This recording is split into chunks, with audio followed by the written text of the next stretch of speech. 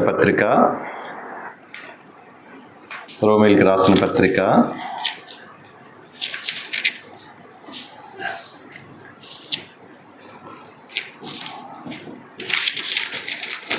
15వ అధ్యాయం.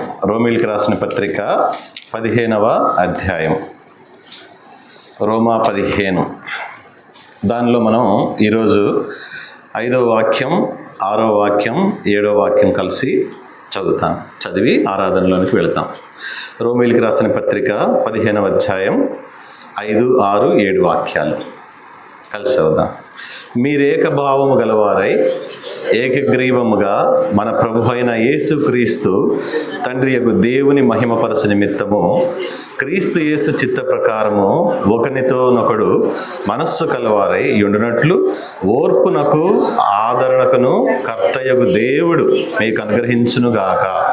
కాబట్టి క్రీస్తు మిమ్మును చేర్చుకున్న ప్రకారము దేవునికి మహిమ కలిగినట్లు మీరును ఒకరినొకడు చేర్చుకొనడి.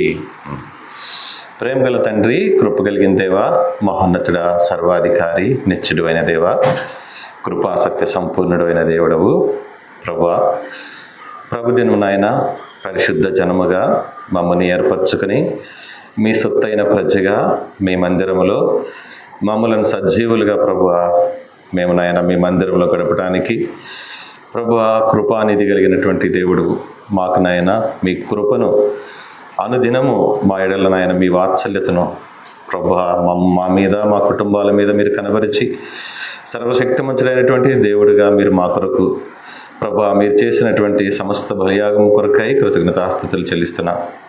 ఈ ఉదయకాలంనైనా ఆరాధన కొరకు మీరు ఇచ్చినటువంటి వాక్యం కొరకై కృతజ్ఞతాస్తుతులు చెల్లిస్తున్నాం. ప్రభువా పరిశుద్ధాత్ముడినైనా మాకు తోడుగా ఉండి దేవుని యొక్క వాక్య భావములను మాకు వివరించి ఆ ప్రకారంగా నా తండ్రి మేము నాయనా దేవునికి ఇష్టమైన మరి ఇంపైనటువంటి సువాసన కలిగినటువంటి ఆరాధన మా హృదయములలో గుండా పరలోకములో ఆసీనుడైనటువంటి దేవుని యొక్క చెంతకు చేరినట్లుగా ప్రభువా మా నోటికి, మా మాటలకు, మా తలంపులకు, మా హృదయానికి సమాధానం మీరు అనుగ్రహించి దేవుని యొక్క సత్యమును ఆధారం చేసుకుని ఆరాధించేటువంటి తగ్గింపును మీరు మాకు దయచేయమని మమ్మల్ని అందరూ మీ చేతులకు అప్పగించుకుంటూ మా ప్రభువును రక్షకుడైన యేసుక్రీస్తు వారి పరిశుద్ధ నామములో ప్రార్థించి అడిగి వేడుకుంటున్నాం తండ్రి, ఆమేన్. ఈ చదవబడినటువంటి వాక్య భాగంలో మనం గనక పౌలు గారు రోమీయులకు రాసినటువంటి ఈ 3 వాక్యాలు ఇక్కడ కనుక మనం చూస్తే ముఖ్యమైనటువంటి మాటలు మీకు ఏం కనిపిస్తాయి అని అంటే, మీరు ఏకభావము గలవారై అనేటువంటి మాట, ఏకగ్రీవముగా అనేటువంటిది, అలాగే ఒకనితోనొకడు మనస్సు కలిసిన వారై. ఈ 3 విషయాలు మీరు చూడండి. ఏకభావము గలవారై, ఏకగ్రీవముగా, ఒకనితో ఒకడు మనస్సు కలిసిన వారే. ఈ 3 చాలా ఇంపార్టెంట్ వర్డ్స్ అన్నమాట మన ఆరాధనకి. అయితే రోముకి ఏం జరిగింది పౌలు గారు ఈ మాటలు రాయటానికి? ఆ దినాలలో రోమ్ సంఘం యొక్క పరిస్థితి ఎలాగా ఉన్నది అనంటే, ఆ రోమ్ నగరము ఆర్థికంగా ఘనమైనటువంటి నగరము, రాజ్యముగా ఉంది. రాజకీయంగా, మతపరంగా ఎంతో బలవంతమైనటువంటి నగరంగా రోమ్ ఉంది. ఆ రోమ్ నగరంలో ఉన్నటువంటి క్రైస్తవ సమాజంలో కొన్ని పరిస్థితులు పౌలు గారు చూసినప్పుడు ఆయన ఈ సంగతులు రాసి ఆయన అంటాడు, ఓర్పునకు ఆదరణకు కర్తయగు దేవుడు. ఎవరంట మన దేవుడు? ఓర్పునకు ఆదరణకు కర్త అయిన దేవుడు మీకేం అనుగ్రహించాలి? మీకు సమాధానం అనుగ్రహించాలి. మీకు సమాధానం అనుగ్రహిస్తే తప్పక మీరు ఈ 3 విషయములలో దేవుని చిత్త ప్రకారముగా మీరు నడుచుకొనటానికి సాధ్యపడుతుంది అని ఆయన ఇక్కడ మరి వారికి బోధించాడు. ఆ రోమ్ నగరంలో ఆ రోజున్న పరిస్థితి ఏంటి అని అంటే, 2 రకాల క్రైస్తవులు ఉన్నారు. ఒక క్రైస్తవులేమో యూదా క్రైస్తవులు, రెండవ రకమైనటువంటి క్రైస్తవులేమో అన్యులైనటువంటి క్రైస్తవులు. ఈ యూదా క్రైస్తవులు వారు మోషే యొక్క ధర్మశాస్త్రం మీద, వారు పండుగ దినాల ఆచారాల మీద, ఆహార నియమాల గురించి, విశ్రాంతి దినము యొక్క పాటించేటువంటి విషయం గురించి, వారి అలవాట్ల గురించి ఎక్కువగా శ్రద్ధ చూపించేటువంటి యూదా క్రైస్తవులు ఒక పక్క, ఇంకొక పక్క ఏమో అన్య క్రైస్తవులు. వీళ్ళేంటి అని అంటే అక్కడ ఉన్నటువంటి పండగ నియమాలు, ఆహార నియమాలు, విశ్రాంతి నియమాలు, ఈ పట్టింపులేమి లేకుండా ప్రతిరోజు దేవుడు మనకు ఇచ్చిన మంచి రోజే అని జీవించేటువంటి అన్య క్రైస్తవులు. ఇద్దరు క్రైస్తవులు కనిపిస్తున్నారు. ఒకళ్ళేమో ఆచారాలు, వ్యవహారాలకి ప్రాధాన్యత ఇచ్చే క్రైస్తవులు, ఇంకొకరేమో ప్రతిరోజు everyday is a good day, దేవుడు మనల్ని సజీవులుగా ఉంచాడంటే ప్రతిరోజు మంచి రోజే, మనకి ఈ నియమాలు ఏమీ లేవు అనేటువంటి వారు ఇంకొక పక్క ఉన్నారు. ఇలాంటి పరిస్థితుల్లో సంఘములో ఉన్నటువంటి అనైక్యత గురించి, సంఘములో ఉన్నటువంటి విభేదాల గురించి, సంఘము బలహీనపడటమైనటువంటి పరిస్థితిని చూసి పౌలు గారు ఏమంటున్నాడనంటే, మనుషులు చేస్తున్నటువంటి పరిస్థితులను ఆయన చూడటం లేదు, కానీ క్రీస్తు శరీరమునకు మనం ముప్పు తెచ్చిన వారం అవుతున్నాం అనే విషయాన్ని పౌలు గారు చూస్తున్నాడు. ఈరోజు మనం కూడా అదే చూడాలి. ఇది మనుష్యుల వల్ల జరిగేది కాదు, కానీ మనుష్యుల యొక్క ప్రవర్తన, నడవడిక వల్ల క్రీస్తు అనేటువంటి శరీరానికి ఎంత హాని జరుగుతుందో ఒకసారి ఆలోచించండి. ప్రభువారు ఆయన మరి పరలోకములో ఉండాల్సినటువంటి దేవాతి దేవుడు భూలోకానికి వచ్చి తాను చేయాల్సినటువంటి పని మొత్తాన్ని సంపూర్ణం చేసి తిరిగి వెళ్ళిపోయి రక్షణ అనేటువంటి కృపావరాన్ని మనకి ఇస్తే కూడాను, ఇంకనూ కూడా మనం దేవునికి మహిమకరంగా ఉండాల్సినటువంటి వారము, సంఘములో ఉండేటువంటి పరిస్థితులను బట్టి మనం ఇంకా దేవుని యొక్క శరీరానికి మనం ఏం చేస్తున్నాం, హాని చేసేటువంటి వారిగా ఉన్నాం. ఇది తగదు, దీనిని మనము ఆపివేయాలి. అందరూ కూడా క్రీస్తు యొక్క శరీరములో అంగములుగా అమర్చబడి ఈ అవయవములన్నీ కూడా క్రీస్తు శరీరానికి క్షేమాభివృద్ధి కలుగజేసినట్లుగా పనిచేయాలి, కానీ అవయవాలన్నీ తమ ఇష్టం వచ్చినట్టుగా విడివిడిగా పని చేయకూడదు. అనంటే ఎలాగ మన శరీరంలో అవయవములన్నీ సమన్వయముతో పనిచేసి మన శరీరానికి, మన దేహానికి, మన ప్రాణానికి మరి ఉనికిని ఎలాగ కలుగు చేస్తున్నాయో అలాగే సంఘ సభ్యులు కూడా సంఘములో ఉండాలి అని పౌలు గారు హెచ్చరిక చేస్తున్నాడు. కాబట్టి ఈ రోజున మరి సంఘము యొక్క నిర్వచనం కనుక చూస్తే, రోమిలికి రాసిన పత్రిక 12వ అధ్యాయము 5వ వాక్యములో మీకు కనిపిస్తుంది. సంఘము అనంటే ఎవరు? సంఘము అనంటే ఒక నిర్మాణము కాదు, సంఘము అనంటే ఒక డినామినేషన్ కాదు. సంఘము అనంటే ఏంటి అనంటే క్రీస్తు శరీరములో ఉన్న అవయవములు. ఎవరు? విశ్వాసులైన మనందరము. కాబట్టి ఈ రోజున ఆ భావము కలిగి మనము ఆరాధనలోనికి వెళ్ళాల్సిన వారిగా ఉన్నాం. అయితే ఈరోజు మన అంశం ఏంటి అనంటే, సంఘ ఐక్యతలో దేవుని యొక్క మహిమ ప్రత్యక్షతను చూడగలగాలి. సంఘము యొక్క ఐక్యతలో దేవుని యొక్క మహిమ ప్రత్యక్షతను మనం చూడగలగాలి. ఈ సంఘం యొక్క ఐక్యతలో దేవుని యొక్క మహిమ ప్రత్యక్షతను ఎలా చూస్తాము అనంటే, ఓర్పునకు ఆదరణకు కర్తయగు దేవుడు ఆయనే మనకు అలాంటి ఒక ఐక్యతను మనకు అనుగ్రహించినప్పుడు, కొరింథీయులకు రాసిన పత్రిక 15వ అధ్యాయము 7వ వాక్యములో ఏముందంటే, దేవునికి మహిమ కలుగునట్లు అనే మాట కనిపిస్తుంది. దేవునికి మహిమ కలిగినట్లు. కాబట్టి ఈరోజు మనం ఆరాధనకు ఎందుకు పిలువబడ్డాము అనంటే, why we are called to worship, ఎందుకు మనం పిలువబడ్డాము అనంటే దేవునికి మహిమ కలుగునట్లు. దేవునికి మహిమ కలుగునట్లు అని అంటే మనం జ్ఞాపకం చేసుకునే సంగతి ఏంటి అని అంటే, మీరు ఎందుకు పిలువబడ్డారు అనే దానికి ఒక నిర్వచనం 1వ పేతురు 2వ అధ్యాయము 9వ వాక్యము. ఎందుకు పిలువబడ్డారు అని అంటే, దేవుని యొక్క గుణాతిశయములను ప్రచురపరచు నిమిత్తము. దేవుని యొక్క గుణాతిశయాలను ప్రచురపరచడానికి పిలువబడ్డామంట.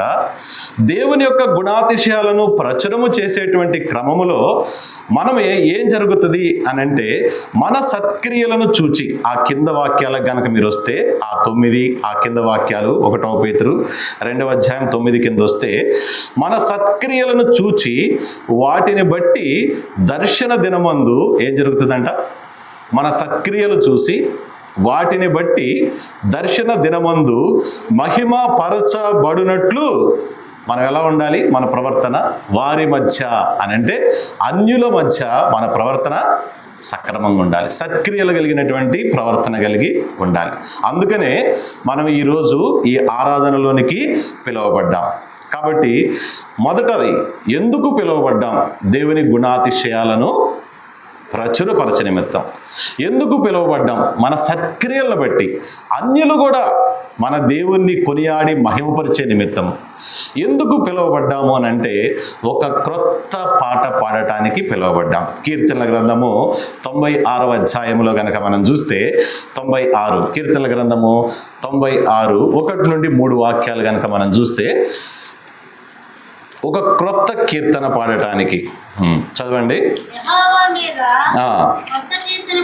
యెహోవా మీద క్రొత్త కీర్తన పాడుడి, సర్వభూజనులారా యెహోవా మీద పాడుడి. యెహోవా మీద పాడుడి, ఆయన నామమును స్తుతించుడి. అనుదినము ఆయన రక్షణ సువార్తను ప్రకటించుడి. అన్యజనులలో ఆయన మహిమను ప్రచురపరచుడి. అన్యజనులలో ఆయన మహిమను ప్రచురపరచుడి. ఇప్పటికి మనకి దాదాపుగా 2-3 సార్లు మహిమపరచుడి అనేటువంటి మాట పదే పదే జ్ఞాపకం చేస్తున్నాడు దేవుడు.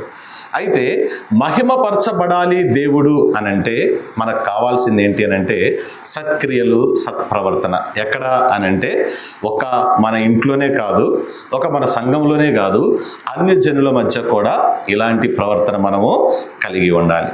అలా కలిగి ఉన్నప్పుడే దేవుని నామము మహిమ పరచబడుతుంది.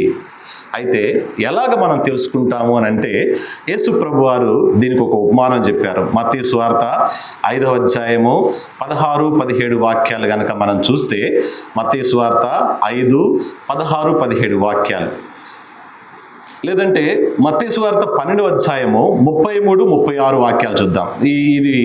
ఈ పారబుల్ మనకి చాలా ఈ కాంటెక్స్ట్ తగినది. మత్తయి సువార్త 12వ అధ్యాయము 33, 30 వాక్యాలు, 33 నుండి 36 వాక్యాలు చదవండి. చెట్టు మంచిదని ఎంచి, ఇప్పుడు ఇక్కడ చూడండి, చెట్టు మంచిది అయితే దాని పండు కూడా ఏమవుతుంది? మంచిది. పండు అంటే ఇప్పుడు ఇక్కడ దేనికి మనకి ఎగ్జాంపుల్ మనకి ఏంటి అని అంటే ఆ పండు అనేది ఏంటి అని అంటే మన సాక్ష్యం. పండు చెట్టు మంచిది అని అంటే పండు కూడా మంచిదే. పండు మంచిగా ఉంది అని అంటే అది కుళ్ళిపోయినది, చెడిపోయినది అయితే ఆ పండు యొక్క సాక్ష్యం ఏమవుతుంది? కుళ్ళిపోయినది అనేటువంటి సాక్ష్యం వస్తుంది. పండు కనుక రుచి కలిగి మంచి సువాసన కలిగి ఉంటే అది మంచిది అనేటువంటి సాక్ష్యాన్ని కలిగి ఉంటుంది. ఈ మంచి అనేటువంటి సాక్ష్యం ఉండాలి అని అంటే ఆ పండు ఒక్కటి తనంతటి తానే ఆ సువాసన, ఆ రుచి, ఆ మధురము తనంతటి తానే తెచ్చుకుంటుందా, లేకపోతే ఆ చెట్టు యొక్క ప్రతి భాగానికి ఈ పండు ఒక అంగముగా ఉండి ప్రతి విషయములో కూడా ఆ సమన్వయత వాటి మధ్య ఉంటేనే పండుకి వాసన, రంగు, రుచి, మధురం వస్తుందా? ఎట్లా వస్తుంది? తనంతటికి తానే తెచ్చుకుంటుందా? చెట్టు మొత్తం కలిసి ఉంటుందా? చెట్టు కాయ ఒక్కటే తన పని తను చేసుకుపోలేదు, మొత్తం కలిసి ఉండాలి. అప్పుడే దానికి మీరు అనుకున్నటువంటి ఆ క్యారెక్టర్స్ అన్నీ వస్తాయి. అయితే అక్కడ ఒక మాట ఉంటుంది, సజ్జనుడు, దుర్జనుడు. సజ్జనుడు తన ధననిధి నుండి సద్విషయములను తీస్తాడు. దుర్జనుడు తన ధననిధి నుండి చెడ్డ సంగతులు తీసుకొస్తాడు. ఇప్పుడు సజ్జనుడు యొక్క ధననిధి ఏంటి అని అంటే, దుర్జనుడి యొక్క ధననిధి ఏంటంటే మన హృదయమే. మన హృదయములో ఉండేటువంటి సద్విషయములు ఏవైతే ఉన్నాయో ఆ సద్విషయములను బట్టి మన ఆరాధన ఒక మంచి సువాసనగా ఉంటుంది. అలాంటి సద్విషయాలు కలిగిన వాళ్ళు ఎవరు మాదిరి వారికి అని అంటే వారే వెలుగు సంబంధులు, వాళ్ళే దేవుని కుమారులు, కుమార్తెలు, వారే దేవుణ్ణి ప్రతిరోజు వెంబడించేటువంటి వారిగా ఉంటారు. దేవుణ్ణి వెంబడించకుండా, దేవుణ్ణి ప్రతిరోజు మీరు దర్శించకుండా, దేవుణ్ణి సన్నతించకుండా, దేవుని యొక్క ఆజ్ఞల చొప్పున నడుచుకోకుండా నా మట్టుకు నేను నా విశ్వాసాన్ని కొనసాగించుకుంటాను అని అంటే ఇందాక చెప్పిన ఉదాహరణే, పండు తనంతటి తాను వృద్ధి చెందలేదు. ఐక్యత కలిగి ఉండాలి చెట్టుకి. అలాగే విశ్వాసులుగా కూడా క్రీస్తు యొక్క శరీరానికి అంగముగా మనము అంటుకట్టబడినప్పుడే ఆ శరీరము ఏ సువాసన ఎలాంటి అయితే మరి గుణాతిశయాలు ఉంటాయో అవన్నీ కూడా మిగిలిన అవయవాలకి సంప్రాప్తిస్తాయి. కాబట్టి కీర్తనకారుడు కాదు, కోరాహు కుమారుల యొక్క కీర్తనలో ఒక దివ్యమైనటువంటి సంగతితో నా హృదయము, దివ్యమైన సంగతి. ఈరోజు దివ్యమైనటువంటి సంగతి ఏంటి? మన హృదయం ఉప్పొంగటానికి. ఏ దివ్యమైనటువంటి సంగతులు మన హృదయములో మోసుకుని మందిరానికి వచ్చాం దేవుణ్ణి ఆరాధించడానికి? ఇందాక మనం అన్నాం, మనం ఎందుకు పిలువబడ్డామనంటే ఆయన గుణాతిశయాలని కొనియాడటానికి, ప్రచురం చేయటానికి. ఈరోజు ఆరాధన చేయటానికి ఈ హృదయంతో వచ్చి ఇక్కడ కూర్చున్న నేను ఈ హృదయంలో మోస్తున్నటువంటి దివ్యమైనటువంటి సంగతులు ఏంటంటే, ఈ ప్రభువు నా సౌందర్యమును కోరుకున్నటువంటి ప్రభు అని మనం చక్కగా చెప్తున్నాం. అయితే ఆ దివ్యమైనటువంటి సంగతికున్న సౌందర్యం ఏంటి? ఈరోజు ఈ దివ్యమైనటువంటి సంగతి ఏంటి అని అంటే, మేము ధ్యానించాం కొన్ని సంగతులు. ఒక దివ్యమైన సంగతి మరి కృపను గురించి జ్ఞాపకం చేసింది. ఒక దివ్యమైనటువంటి సంగతి దేవుని యొక్క వాక్యమును గురించి ధ్యానం చేసింది.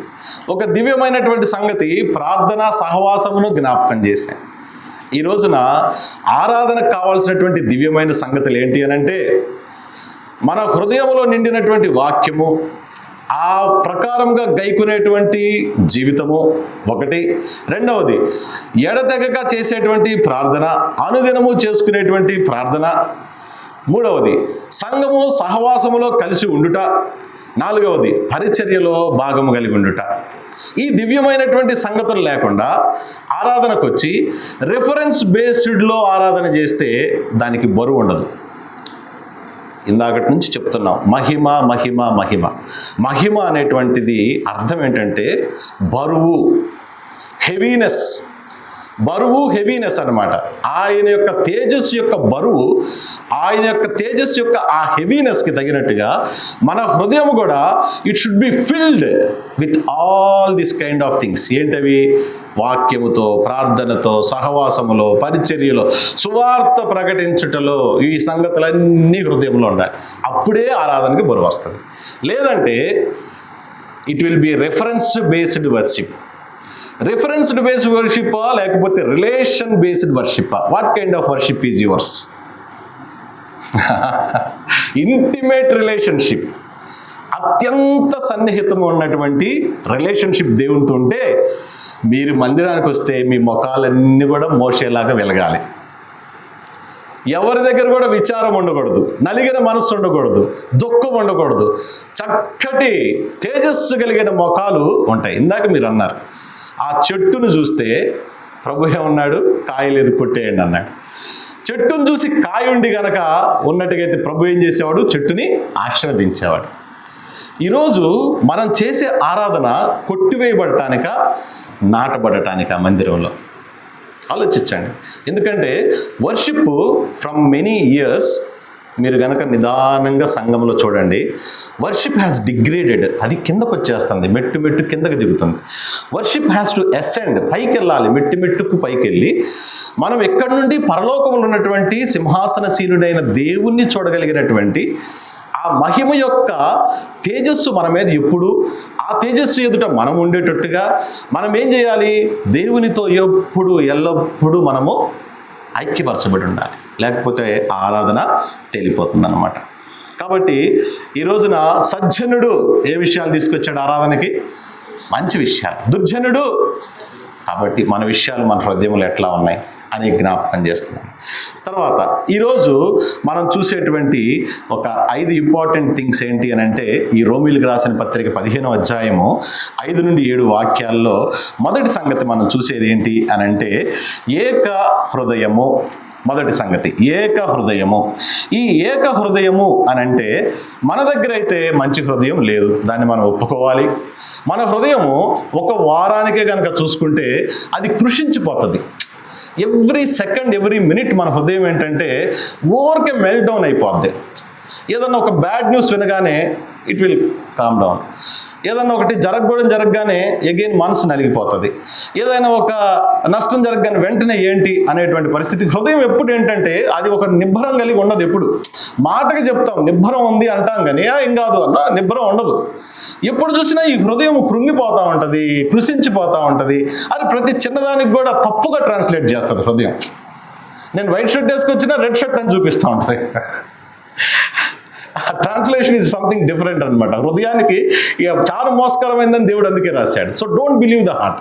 ఎందుకంటే మీ హృదయంతో every time the Satan will come with a sweet word, that is it true, ఇది నిజమా? ఆ ఒక్క మాట చాలు మనిషి పడిపోవటానికి. మనిషే కాదు, యావత్ ప్రపంచమే పడిపోయింది. భూమి మీద ఉన్న సృష్టి అంతా ఒక్క చిన్న వర్డ్తోనే. Satan is very deceptive. Nobody can stand Satan, but people in the Bible they stood against Satan. ఎలా నిలబడగలిగారనంటే only because by the power of that spirit. దేవుని యొక్క ఆ బలమైనటువంటి హస్తమే వారికి తోడైంది కాబట్టి వాళ్ళు సాక్ష్యాలు అలా నిలబడినాయి. కానీ మనము నిలబడాలి అనంటే ఆ ప్రజలు నడిచిన నడకలు అడుగుజాడల్లో మనము కూడా ఉండాలి. ఈరోజు ఈ హృదయము ఏక హృదయము కలిగిన ఆరాధన మొదటి సంగతి. ఈ ఏక హృదయము మనకు లేదు కాబట్టి ఎహెస్కేలు ప్రవక్త అంటాడు 11వ అధ్యాయము 19వ వాక్యం, ఎహెస్కేలు గ్రంథము 11:19 ఏమి అనంటే దేవుడిచ్చే ఏక హృదయము. దేవుడిచ్చేటువంటి హృదయం మనకు కావాలి. ఈ దేవుడిచ్చేటువంటి హృదయము ఏంటి అనంటే అది కఠినమైనటువంటి హృదయము కాదు, రాతి హృదయము కాదు. ఆ హృదయం ఏంటంటే మాంసపు హృదయము. ఈ మాంసపు హృదయం ఏంటి అనంటే సంగతులను పరిశోధించి ఏది దేవునికి మహిమకరమో, ఏది దేవునికి ఆయాసకరమో ఆ సంగతులన్నిటినీ మనం ఆలోచించుకుని మనకున్నటువంటి మొండితనాన్ని, మనకున్నటువంటి కాఠిన్యాన్ని విడిచిపెట్టి దేవుణ్ణి మనము ఆరాధించాలన్నమాట.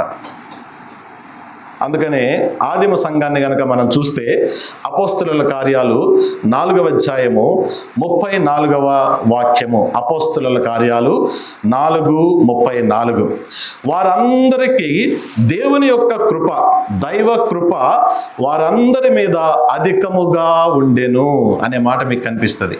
అపోస్తుల కార్యాలు 4వ అధ్యాయములో వారందరి మీద దైవ కృప అధికముగా ఉండెను, వానిలో ఎవనికి ఏదియు కొదువుగా లేదు. ఈ రెండు మాటలు చాలా ఇంపార్టెంట్. హృదయము కృషించిపోవటానికి కారణం ఏంటంటే కొదువ లేనటువంటి హృదయం ఈ లోకంలో ఎవ్వరికీ లేదు.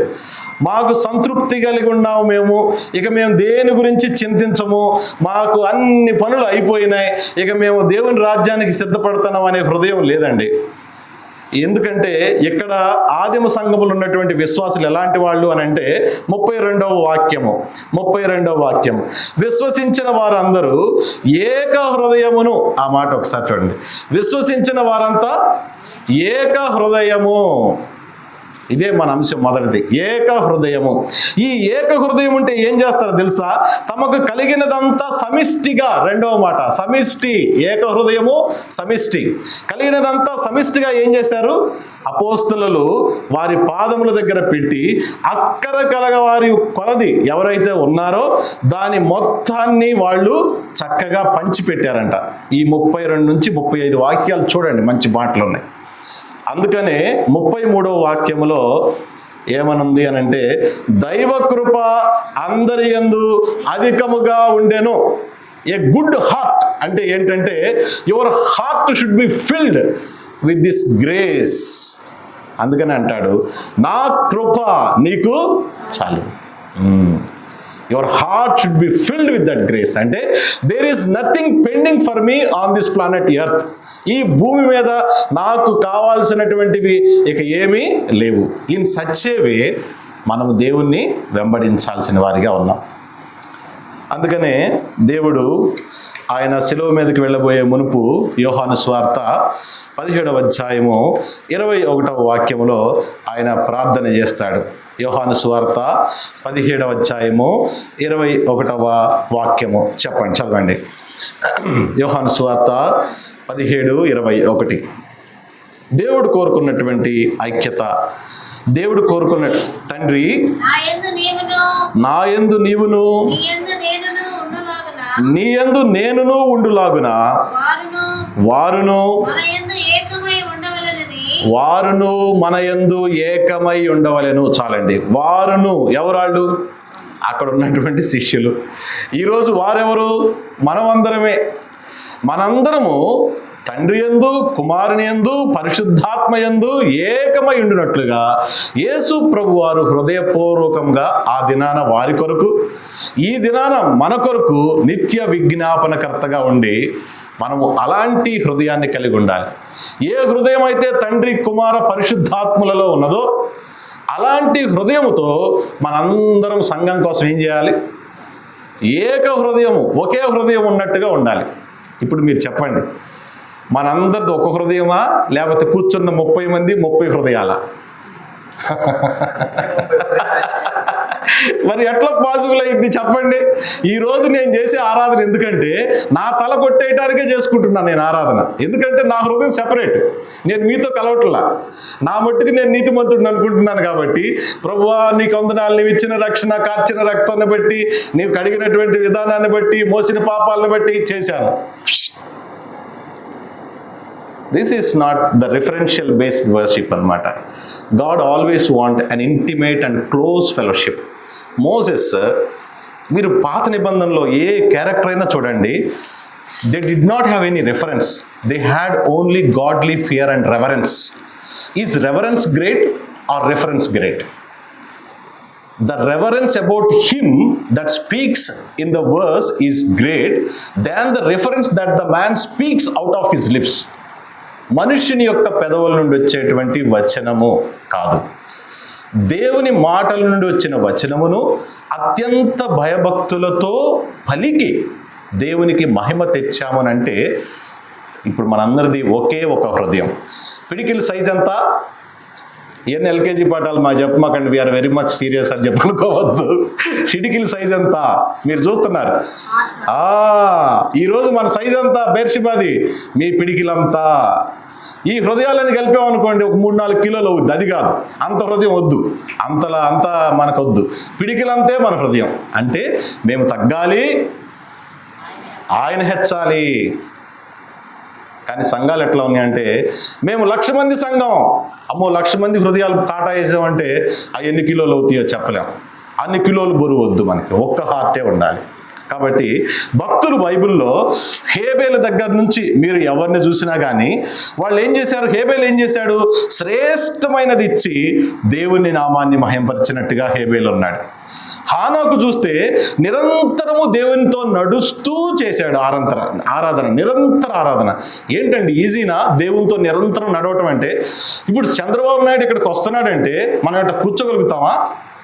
ఆయన ఇప్పుడు కనుక వచ్చి మందిరం మెట్లు ఎక్కితే నేనేం చేయాలి? ఆపేయాలి. నేను మైక్ ఆపని చెప్తానంటే ఎట్లా అయింది?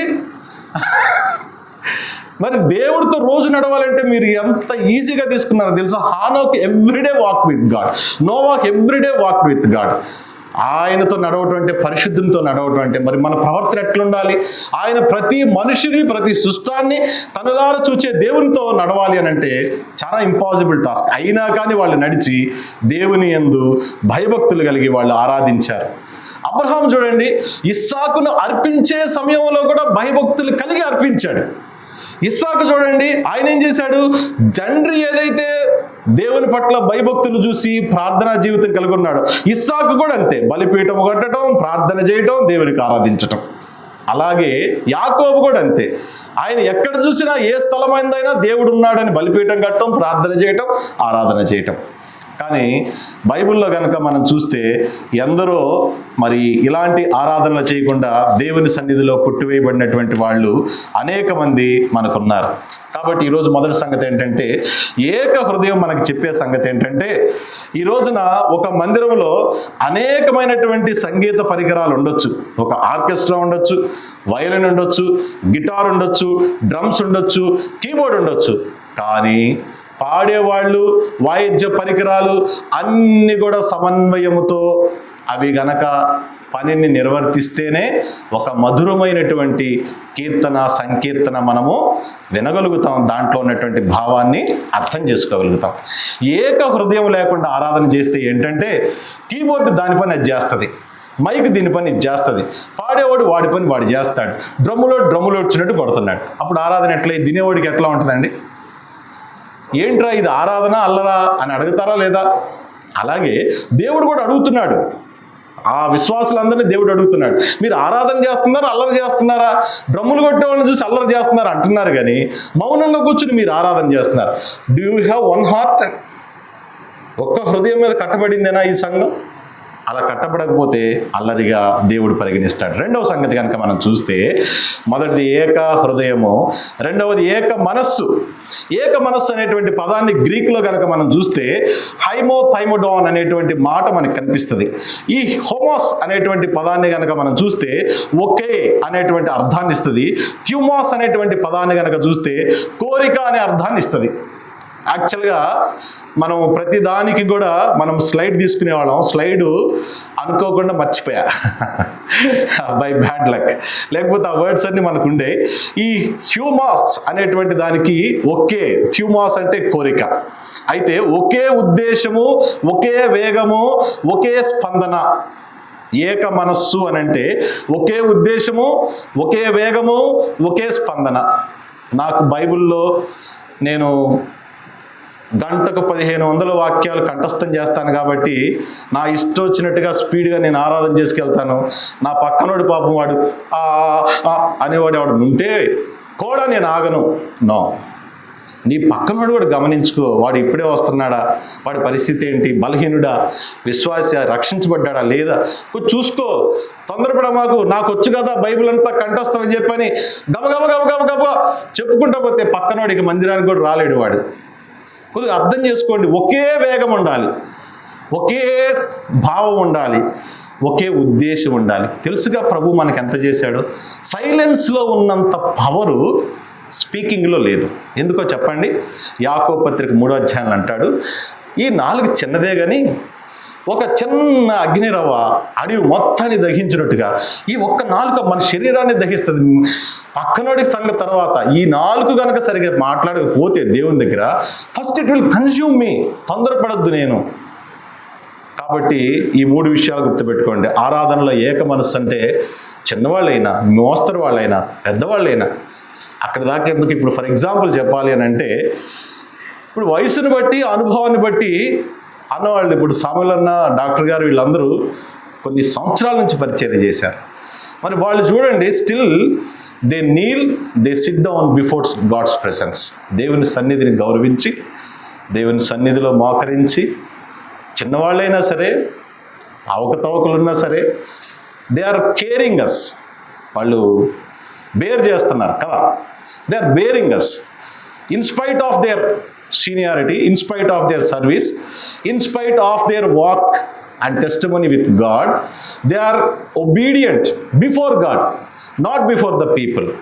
So అలాంటి ఒక సింప్లిసిటీ, ఆ humility we have to display in the church.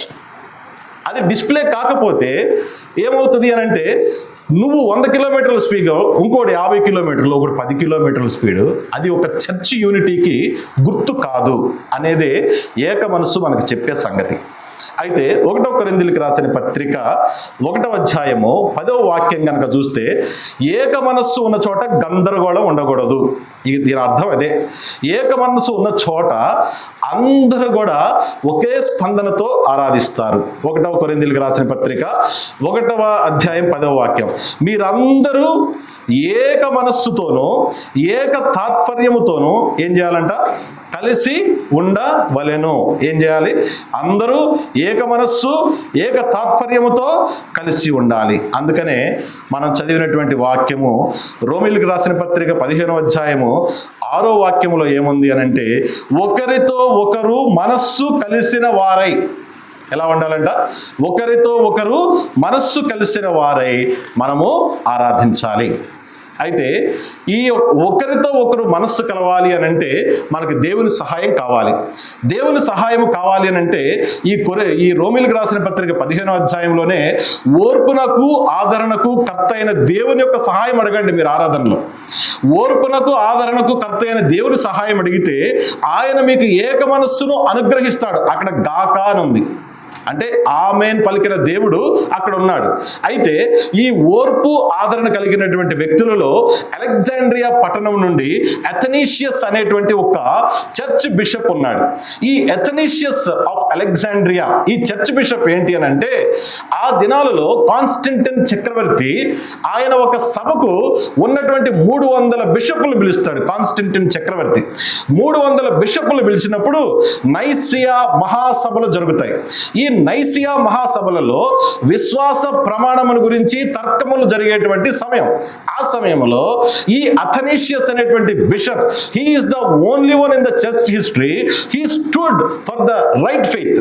సరి అయినటువంటి విశ్వాసం కొరకు నిలబడినటువంటి ఒకే ఒక దైవజనుడు అథనీషియస్. అథనీషియస్ గనక ఆ రోజుల్లో అరియస్ అనేటువంటి దైవజనుడితో తర్కములోనికి దిగపోతే 300 మంది కలిసి యేసు ప్రభువారు దైవ కుమారుడు కాదు, యేసు ప్రభువారు ఒక కల్పిత కథ అని చరిత్ర రాసేవాళ్ళేమో. ఆ సమయంలో 5 సార్లు అరణ్యములకు పంపబడ్డాడు అథనీషియస్. ఎందుకో తెలుసా? అరణ్యములో జంతువులు తినేస్తాయి అని. కానీ 5 సార్లు he was not consumed by the wilderness. అరణ్యము could not consume Athanasius. That is the power of unity. That is the power of one mindset, one mind, one accord. అప్పుడే ఈరోజు మనం అంటున్నాం ఏమని? We believe in one God, the Father Almighty, the creator of heaven and earth, for the invisible things and the visible things. And we believe the Lord Jesus Christ, Son of Almighty. అనేటువంటి ఈ creed ఎక్కడి నుంచి వచ్చింది అనుకున్నారు? ఈ విశ్వాస ప్రమాణము ఆ రోజు నిలబడినటువంటి ఆయన. ఆ రోజు ఆయనకి ఎవరు తోడలేరు, ఒక్క మనిషే ఉన్నాడు. కానీ ఆయనకు తోడుంది ఎవరు? ఆదరణ కర్త. ఎవరు? పరిశుద్ధాత్ముడు. ఆదరణకర్తే ఆయన ప్రాణాత్మ దేహములను ఐక్యపరిచి ఏక మనస్సుతో ఏక కంఠముతో మంచి విశ్వాసం కొరకు పోరాడాడు. కాబట్టి ఈరోజు మనకు తండ్రి కుమార పరిశుద్ధాత్మలు అనేటువంటి విశ్వాస క్రమం ఈరోజు చరిత్రలో ఉంది. ఈరోజు మన పరిస్థితి ఏంటి? 300 మంది ఎదురు తిరుగుతుంటే మనం ఏం చేస్తాం? సరేలన్నా కొన్ని సవరించండి, సరేలన్నా ఆయనకి ఇష్టమైన కొన్ని పెట్టండి, సరేలన్నా ఈయనకి ఇష్టమైన కొన్ని పెట్టండి అని కాంప్రమైజింగ్ క్రిస్టియానిటీ ఉంది. చర్చ్ హిస్టరీలో కాంప్రమైజింగ్ క్రిస్టియానిటీ లేదు. చర్చ్ హిస్టరీలో తల తీసేయాలా, విశ్వాసం వదిలిపెట్టాలా? తలే తీసేయండి, విశ్వాసం ఉండాలి. ఈరోజు అలాంటి విశ్వాసులు మరి ఆ రోజులకేనా? ఆ రోజు వాళ్ళు చిందించిన రక్తము పడిన శ్రమలేనా ఈరోజు మనం సౌకర్యార్థంగా కూర్చుని మనం ఆరాధించడానికి? మరి దీనికే మనం అలా ఉండిపోకూడదు. 3వ సంగతి ఏంటి అని అంటే, మొదటిది ఏం చూసాం? ఏక హృదయం చూసాం, ఏక మనస్సు చూసాం. 3వది ఏంటి అని అంటే ఏక ఆత్మ, లేదంటే ఏక భావం గురించి చూద్దాం. ఆరాధనలో ఏక భావము కలిగి ఉండాలి. అంటే వన్ స్పిరిట్, సేమ్ యాటిట్యూడ్. అయితే ఇందాక మనం అన్నాం, not words but silence is very powerful అని. నిశ్శబ్దములో ఏకభావం యొక్క శక్తి ఎంత అని అంటే, మనము గనక యెహోషువ గ్రంథం 6వ అధ్యాయము 20వ వాక్యంలో చూడండి, నిశ్శబ్దము యొక్క శక్తి ఎంత. యెహోషువ గ్రంథము 6వ అధ్యాయము 20వ వాక్యం. ఇక్కడ 7 రోజులు నిశ్శబ్దమే. 20వ వాక్యం వచ్చేసరికి గొప్ప శబ్దంతో కేకలు వేయటం మనం చూస్తాం. యెహోషువ గ్రంథము 6వ అధ్యాయము 20వ వాక్యం చదవండి. ప్రజలు కేకలు వేసిరి, యాజకులు బూరలు ఊదిరి. బూరల ధ్వని వినగానే అక్కడున్న ప్రజలందరూ ఏం చేశారు? పెద్ద పెద్ద కేకలు వేసిరి. ఆ పెద్ద పెద్ద కేకలు వేసిన తర్వాత ఏం జరిగింది అని అంటే, ద్విప్రాకారము అంటే double wall system of Jericho ఏమైంది? Double wall system of Jericho ఏమైందంటే నేలమట్టమాయను. నేలమట్టమాయన అంటే చాలా మందికి తెలుగులో తెలియదు. నేలమట్టం ఏంటి అనేటువంటి వాళ్ళు చాలా మంది ఉండొచ్చు, ఇంగ్లీష్ మీడియం చదివేవాళ్ళు. నేలమట్టమాయను అని అంటే కంప్లీట్గా పడిపోయింది. ఎంత పెద్ద గోడ ఇది అని అంటే 2 ద్విప్రాకారములు, అంటే ఫస్ట్ వాల్, సెకండ్ వాల్. ఎగువ గోడ ఉంది, దిగువ గోడ ఉంది. దిగువ గోడ వచ్చేసరికి దాదాపుగా 15 అడుగులు ఎత్తు. మరి దాని లోపల పునాది మరి ఇంకొక 12-15 అడుగుల లోతు ఉంది. మరి రెండవ గోడ చూస్తే 20-25 అడుగుల ఎత్తు.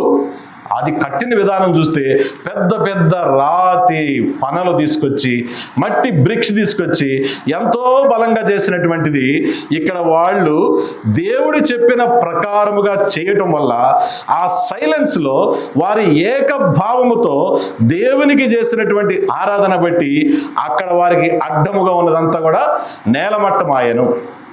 ఈరోజు మనం ఎంత ఆరాధన చేసినా మరి ఆ ఆరాధన పక్కవాడి యొక్క హృదయాన్ని తాకలేనంతగా ఉంటుంది. ఈ ఆరాధన పక్కవాడి హృదయాన్ని తాకపోతే పరలోకంలో ఉన్న దేవుని హృదయాన్ని ఎలా తాకుతుంది? ఒక ప్రశ్న, ఇంపార్టెంట్ ఇది. రెండవది, ఈ రోజున మన ఆరాధనలో నమ్రత కలిగి ఉండాలి అనంటే ఒకే భావమే నమ్రతకు పునాది. ఆరాధనలో క్రీస్తు స్వభావం కలిగి ఉండాలి. క్రీస్తు స్వభావమే ప్రేమ. రెండవది, ఇంకొకటి ఏంటి అనంటే సంపూర్ణమైనటువంటి అనుబంధము. కొలస్సీ పత్రిక 3:14 కనిపిస్తుంది. నమ్రత ఉండాలి, క్రీస్తు స్వభావం ఉండాలి, సంపూర్ణ అనుబంధము కొలస్సీ 3:14 ఆరాధనలో ఉంటేనే అది ఏకభావం అవుతుంది. అప్పుడే మనము చేసేటువంటి గొప్ప స్వరంతో చేసే ఆరాధనలో దైవిక శక్తి ఉంటుంది. అందుకనే 3 మాటలు అంటారు ఏకభావం గురించి: unity in silence, unity in single focus, unity in single faith. Unity in silence, unity in single focus and unity in single faith. That brings 3 blessings. ఏంటి అనంటే ద బ్లెస్సింగ్స్, ఆ దేవుని యొక్క జీవార్థమైనటువంటి ఆశీర్వాదాలు మన మధ్య నిలుస్తాయని ఆయనే ఆమెన్ పలికాడంట. కీర్తన 133:3 దేవుడే ఆశీర్వాదములు మీ మధ్య ఉండునుగాక, జీవార్థమైనటువంటి ఆశీర్వాదం మీ మధ్య ఉండునుగాక అని 133:3 దేవుడే పలికాడు. ఈ రోజున మత్తయి సువార్త 18:9 మీ ప్రార్థనకు నేను ఉత్తరం ఇస్తానని దేవుడే వాగ్దానం చేశాడు. అంటే ఆన్సర్ ఫర్ యువర్ ప్రేయర్స్. ఏకభావములో ప్రార్థనకు జవాబు ఉంది, ఏకభావములో ఆశీర్వాదం ఉంది. ఏకభావములో ఏముంది అనంటే మనము ఏకమై ఉన్నట్లు వారును మనలో ఏకమై ఉన్నట్లుగా ప్రభువే ప్రార్థన చేశాడు. యోహాను సువార్త 17:21. సో 3 విషయాలు అయిపోయినాయి: ఏక హృదయము, ఏక మనస్సు, ఏక భావము. ఈ రోజున 4వ సంగతి ఏంటి అనంటే ఏక ఆత్మ. ఇది చాలా ఇంపార్టెంట్ అండి, ఏక ఆత్మ. ఎందుకంటే అనేకులు బలహీనులు, రోగులు నిద్రించుచున్నారు. ప్రతిసారి మనం వింటున్నాం. ఎందుకు నిద్రిస్తున్నారు? ఎందుకు రోగులుగా ఉంటున్నారు? ఎందుకు బలహీనులుగా ఉంటున్నారు? ఆలోచించారా? పరిశుద్ధాత్మ వల్ల you should be always like A dynamite. మన క్రిస్టియన్ అంటే ఎట్లా ఉండాలంటే ఎక్కడ వేసిన వాడు పేలాలి, పేలితే స్పష్టంగా ఆధారం ఉండాలి. క్రిస్టియన్ అంటే ఎక్కడికి వేసినా కానీ పేలని టపాకాయలాగా ఉండకూడదు. పేలే టపాకాయ అంటే ఉద్యమాలు చేయటం కాదు, తిరగబట్టం కాదు నేను అనేది. పేలే టపాకాయ అంటే ప్రేమలో అది రేడియస్ లేనంత. ఎంత మీ రేడియస్? ఇది పేరెంట్స్ని అడుగుతూ ఉంటారు కదా, పేరెంట్ని సైకాలజిస్ట్ దగ్గరికి వెళ్ళాక మీ కోపం యొక్క రేడియస్ ఎంత అంటాడు. అంటే 80 degrees-ఆ, 90 degrees-ఆ? ఒక్కొక్క ఫాదర్కి 60 degrees కోపం వచ్చింది, ఒక్కొక్కటి 100 degrees వస్తుంది, ఒకటికి అనగానే కోపం వచ్చింది. వాటి రేడియస్ అది. అట్లాగే రేడియస్ ఎంత? మన ప్రేమకి రేడియస్ ఎంత? మన ఓపికకి రేడియస్ ఎంత? నిరీక్షణకి రేడియస్ ఎంత? దేవుని కోసం మనం అర్పించేటువంటి సమర్పణకి రేడియస్ ఎంత?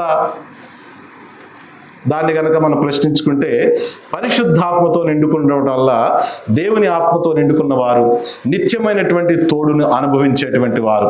మొదటిది, ఏక ఆత్మలో పరిశుద్ధాత్ముడు నిత్యమైనటువంటి తోడుగా నాకున్నాడు. పరిశుద్ధాత్ముడు ఆదరణకర్తగా నాకు యోహాను సువార్త 14:16 నాకు ఉన్నాడు. ఆదరణకర్త యోహాను సువార్త 14:16 నాకున్నాడు. పరిశుద్ధాత్మతో నింపబడిన వారు. అలాగే సత్యముతో నడిపించబడేవారు ఏకాత్మ కలిగిన వారు, సత్యము చేత నడిపించబడేవారు. యోహాను సువార్త 16:13. అలాగే శక్తితో నడిపించబడేటువంటి వారు.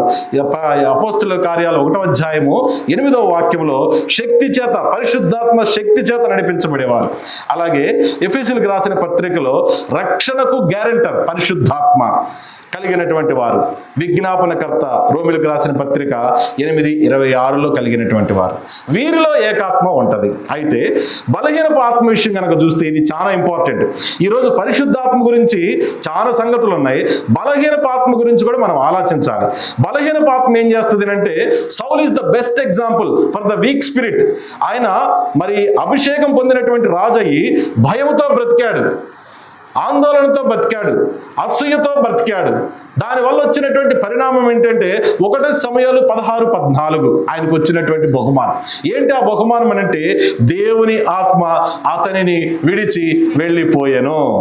ఇది బలహీనపాత్మ. జాగ్రత్త. మీరు ఎంత భయపడతారో అంతగా సాతానుడు పనిచేస్తాడు, ఎంత ఆందోళన చెందుతారో అంత బలహీనపరుస్తాడు. కాబట్టి సౌలు జీవితం నుంచి మాట జ్ఞాపకం చేసుకోండి. అలాగే బలహీనపరిచేటువంటి ఆత్మ లూకాసు వార్త 13వ అధ్యాయం 11వ వాక్యంలో మీకు కనిపిస్తుంది. లూకాసు వార్త 13-11 చదవండి. లూకాసు వార్త 13-11.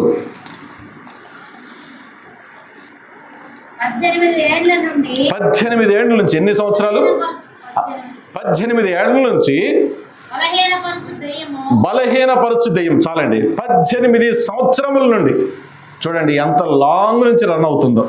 ఈరోజు మనం కలిసి నడుస్తున్నటువంటి జీవితము పరిశుద్ధాత్మ తోడుతో, పరిశుద్ధాత్ముడు బోధించిన సత్యముతో, పరిశుద్ధాత్ముడు ఇచ్చినటువంటి శక్తితో, పరిశుద్ధాత్ముడు ముద్రించినటువంటి ముద్రతో, పరిశుద్ధాత్ముడు నేర్పించిన ప్రార్థనతో ఉందా?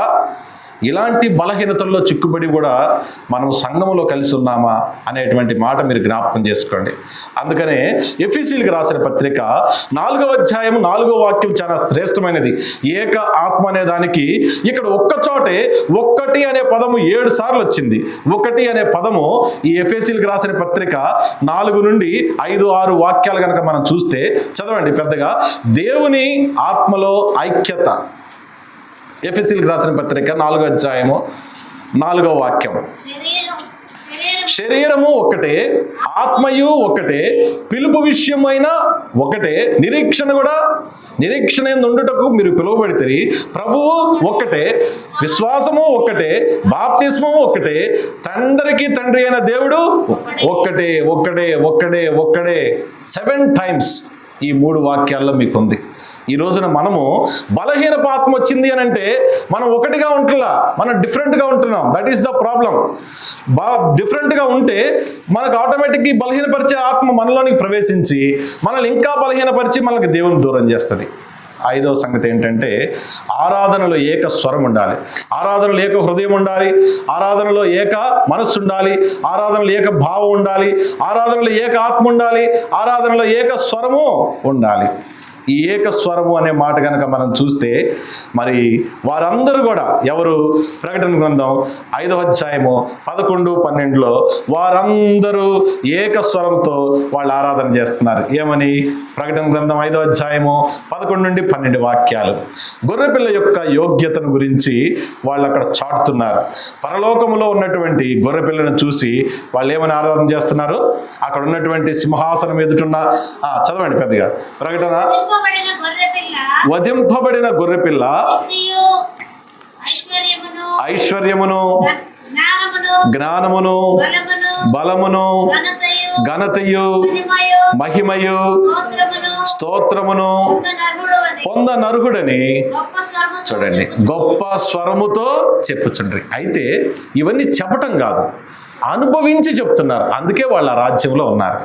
వీటన్నిటిని మనం అనుభవించినప్పుడే మనం అంత గొప్ప స్వరంతో, ఉత్సాహముతో, బలమైనటువంటి మరి శక్తితో మరి ఐక్యత కలిగి దేవుని యొక్క మహిమ ప్రత్యక్షతను చూచి ఆరాధించే వారిగా ఉంటాం.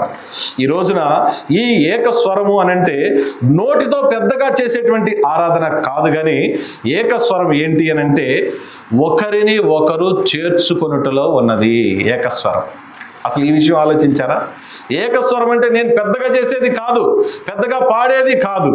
కొరింథీయులకు రాసిన పత్రిక 15వ అధ్యాయము 6వ వాక్యం కనుక మీరు చూస్తే అక్కడ కనిపిస్తుంది. కొరింథీయులకు రాసిన పత్రిక 15వ అధ్యాయము 6వ వాక్యం ఏముంది అక్కడ? చదవండి. ఒకరిని ఒకరు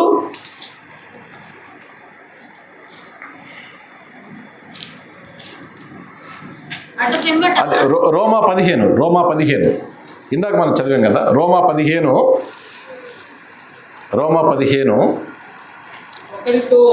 ఒకరితో ఒకడు మనస్సు కలిసిన వారై ఉండునట్లు ఆదరణకును కర్తయగు దేవుడు కాబట్టి క్రీస్తు మిమ్మును చేర్చుకొనిన ప్రకారము దేవునికి మహిమ కలుగునట్లు. అది గొప్ప స్వరం ఏంటంటే, ఈరోజు మందిరానికి నేను ఒక్కడినే వచ్చాను ఈ సండే, కానీ ఎన్ని సంవత్సరాల నుంచో ఈ మందిరానికి వస్తా ఒక్క న్యూ సోల్ను కూడా మనం తీసుకురాలేకపోతున్నాం. అంటే ఆరాధన is not for our self, మన ఒక్కరికే కాదు. ఈ ఎసెన్స్ ఏంటంటే it should spread to the whole community. అప్పుడు స్వరం ఉంటుంది. స్వరం అంటే ఏంటంటే, నేను తిరిగి సువార్త నిమిత్తం ఈ ప్రాంతం అంతా తిరిగి ఈ క్రౌడ్ మొత్తం కూడా బై గాడ్స్ గ్రేస్ నేను పనిచేసి, this is all people whom I went to their homes literally and I spoke about the gospel that has saved me. And with this gospel, this community, the whole community has come by the power of the Spirit అనేటువంటి testimony voice లాగా ఉండాలన్నమాట. Voice is not something. ఎన్ని సంవత్సరాలండి, 40 ఏళ్ళ నుంచి మనం ఇదే చేస్తున్నాం ఆరాధన. That doesn't have weight. సువార్త అనేటువంటిది it should attract many people and bring them to the house of the lord. That should be our sound. That should be the testimony. That is the ultimate testimony that God is asking from everyone else. అందుకనే ఆరాధనలో మనం ఏంటంటే దేవుని యొక్క గుణాతిశయాలను చూసేటప్పుడు ఆ attributes of గాడ్ని చూడాలి, కానీ we should not look at the stories that went behind the Old Testament or New Testament. Story is only a just సాదృశ్యం. But God wants every individual to see him. ఆయన గ్లోరీని చూడాలని ప్రభువు మనల్ని దర్శించాలి, ఆయనగా మనకు కనబరచాలని every time God is waiting for us. So ఇలాంటి విషయాలు మీరు జ్ఞాపకం చేసుకుని ఈ చెప్పినటువంటి సంగతులతో ఆరాధనలోకి వెళదాం.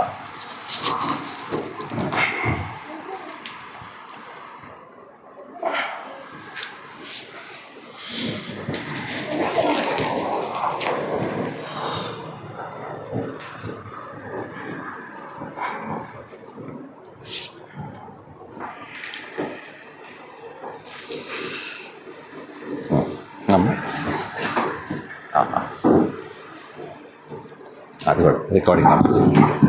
ఆరాధనలో ప్రవేశించక ముందుగా పాట సంఖ్య 174